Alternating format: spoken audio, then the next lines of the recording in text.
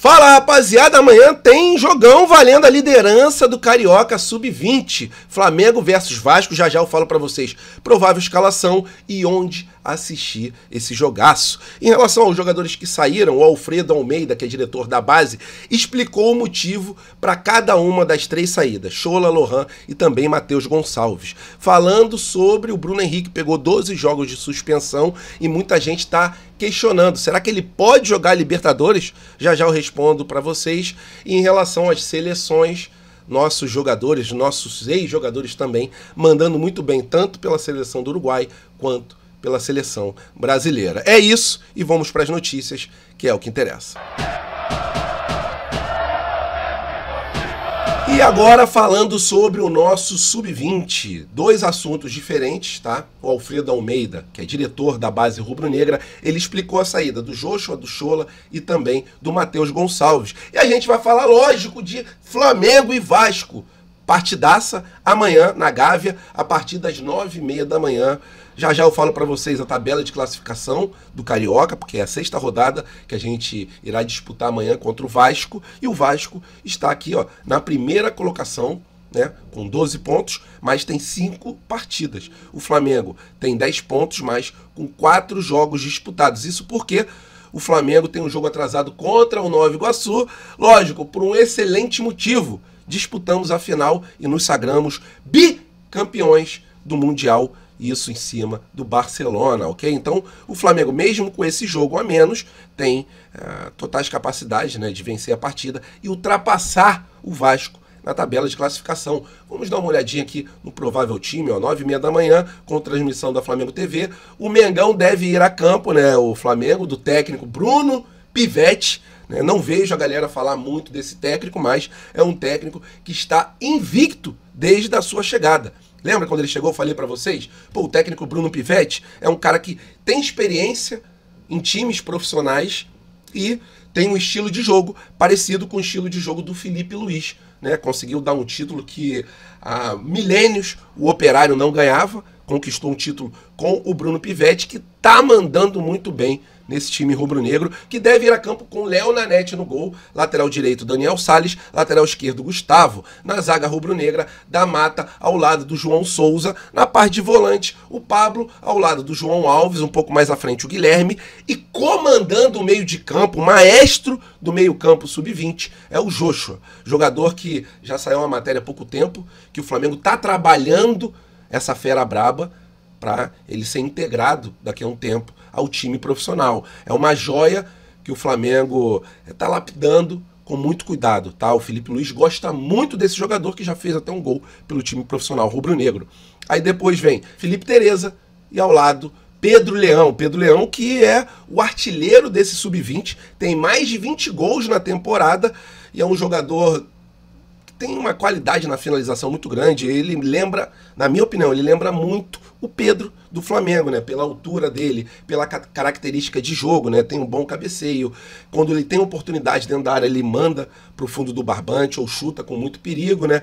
E tem uma visão boa de jogo também para dar passes, né? Faz aquele corta-luz de uma maneira muito eficaz. Então é isso sobre o nosso time que entra em campo, tá? Desejar boa sorte para essa molecada, partir para cima do Vasco, porque o último jogo do Flamengo, o Flamengo deixou o Felipe Melo totalmente desnorteado, né? O filho do Felipe Melo joga no sub-20 lá do Fluminense e o Fluminense tomou 4 no lombo no último jogo. E falando sobre a saída de jogadores, o Alfredo Almeida, que é o diretor da base rubro-negra, explicou, né, os diferentes motivos para as saídas, tanto do Lohan quanto do Chola e também do Matheus Gonçalves. Vamos começar falando do Matheus Gonçalves. Segundo o diretor, o Matheus Gonçalves é um jogador de muita qualidade.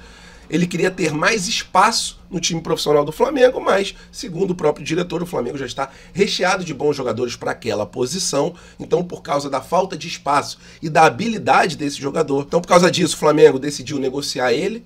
E o Flamengo vendeu o jogador por 8 milhões de euros para a Arábia, lá para o Al-Ahly, ok? Em relação ao Chola, o diretor disse que as características do jogador não se encaixam com o estilo de jogo do Felipe Luiz, né? Ele entende que esse jogador precisa de espaço em campo para poder desempenhar o melhor do seu futebol, e o estilo de jogo do Felipe Luiz não é um estilo reativo, e sim daquela marcação sob pressão, sem ter muitos espaços. Então, por causa dessas características, o Flamengo decidiu negociar o Schola. Eu, na minha opinião, testaria o Schola no time principal, mas a gente entende esse argumento e que ele tenha uma boa sorte no Dínamo e que ele consiga desempenhar um excelente papel. O Flamengo ainda tem 50% do passe do atleta, se ele mandar muito bem, poderá ser negociado e o Flamengo botar mais um dinheiro no bolso, né? Como foi o caso, né, de algum tempo atrás aí, o Rodrigo Muniz quase foi negociado por um valor de 250 milhões e o Flamengo ainda tinha 25% do passe, ainda tem, na verdade, 25% do passe do atleta. Então o Flamengo ficaria com 60 milhões de reais no bolso. Essa negociação melou, mas os moldes em relação a jogadores da base, geralmente o Flamengo fica com uma porcentagem do passe do atleta, né? Como aconteceu também, que não era da base do Flamengo, mas em relação ao Pablo Mari. O Flamengo sempre beliscando alguma coisa em relação às negociações por ainda ficar com um percentual do passe. Em relação ao Lohan, o diretor Alfredo, ele falou que o Lohan estava numa zona de conforto, né, no Rio de Janeiro, junto com seus parentes.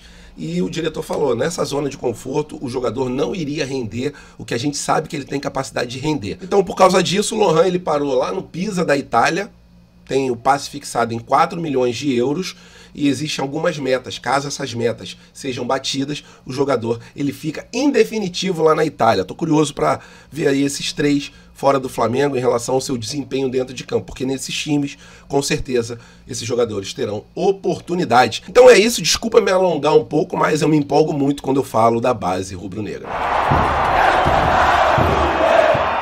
Rapaziada, falando sobre o Bruno Henrique, foi condenado, apenas uma curtinha aqui, né? Todo mundo já sabe, pegou 12 jogos de suspensão, mas é o seguinte, né? Muita gente se questionando, perguntando nas redes sociais, poxa, mas ele fica 12 jogos fora, ele não pode treinar na Gávea, como é que vai ficar? Ele pode participar da Libertadores, né? Ontem teve julgamento aí do Bruno Henrique por um possível cartão amarelo intencional do jogador, onde ele acabou falando para o irmão explanou para outras pessoas e acabou complicando o Bruno Henrique, que não recebeu dinheiro nenhum para tomar esse cartão amarelo.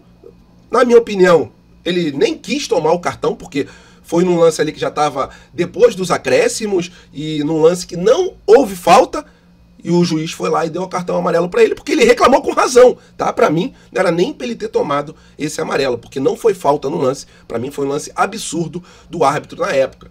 Mas mesmo assim, os juízes entenderam que ele era culpado, né, por falar demais, né, dar informações que hoje em dia com casa de apostas, essas informações acabam virando uma arma na mão de pessoas que acabam jogando um dinheiro ali e prejudicando os jogadores que acabam dando com a língua nos dentes, né? Era para ele não ter falado nada em relação a esse cartão amarelo, mas falou, foi condenado a 12 jogos e a questão é a seguinte, ele pode treinar na Gávea? Não. Na Gávea. Ele pode treinar no Ninho do Urubu normalmente? Sim, ele pode treinar normalmente no Ninho do Urubu. E em relação à Libertadores, né, o grande questionamento dos torcedores do Flamengo, a notícia é boa. Sim, ele pode jogar a Libertadores da América pelo rubro-negro. Então, dos males o menor, né? Tinha muita gente achando que ele seria suspenso por 2 anos, pegaria um número gigantesco de jogos, mas não foi assim. Bruno Henrique fará muita falta nesses 12 jogos pelo Campeonato Brasileiro, mas a nação rubro-negra o aguarda de braços abertos também na Libertadores da América. Que bom que o jogador pode desempenhar o seu papel dentro de campo no torneio sul-americano, porque é muito difícil, cara, a gente conseguir chegar numa final, e é muito mais difícil a gente chegar numa final sem um dos principais jogadores do elenco do Flamengo, que é o caso aí do Bruno Henrique, né, que em qualquer tipo de decisão o manto não pesa, né, a pressão não pesa para o Bruno Henrique. E aí eu queria saber a sua opinião. Justo esses 12 jogos? Ou vocês acham que deveria pegar menos jogos ou mais jogos? Por favor, sua opinião é muito importante. Coloca ela aqui embaixo do vídeo. E agora uma curtinha aqui para falar, para fechar o vídeo com chave de ouro, falando sobre os nossos jogadores nas suas seleções, né? Jogadores que já passaram pelo Flamengo em relação ao Brasil e o Arrascaeta, que mandou muito bem, né? Os 2 jogos tiveram os mesmos placares, ok? Brasil versus Chile, 3-0 Brasil, e Uruguai versus Peru, 3-0 Peru, com uma atuação de gala do nosso Arrascaeta. No primeiro gol do Uruguai, a jogada foi praticamente toda do Arrascaeta, né? E o jogador uruguaio fez o gol de cabeça. E no segundo gol, os 58 minutos do segundo tempo, o Arrascaeta, mas a bola sobrou para ele, irmão. Ele meteu um petardo, que a bola quase quebrou o travessão. É um golaço. Merece, né? Arrascaeta joga muito, dá muitas alegrias à torcida do Flamengo e também à torcida uruguaia. Falando sobre seleção brasileira. Um Maracanã com mais de 50 mil torcedores, né? A maioria deles, lógico, torcedores rubro-negros, viram ali de perto sua ex-cria, que já saiu do Flamengo, Wesley, jogando muito bem na lateral direita.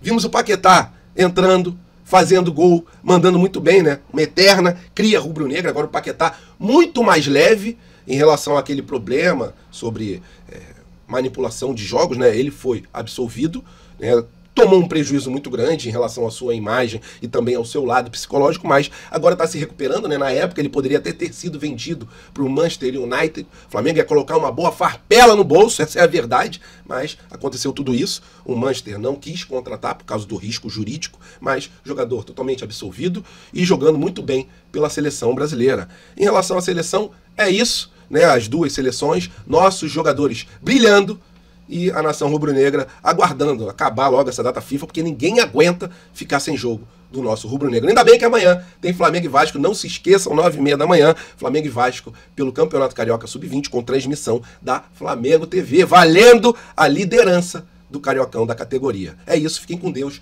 tenham uma sexta-feira abençoada, até a próxima e saudações.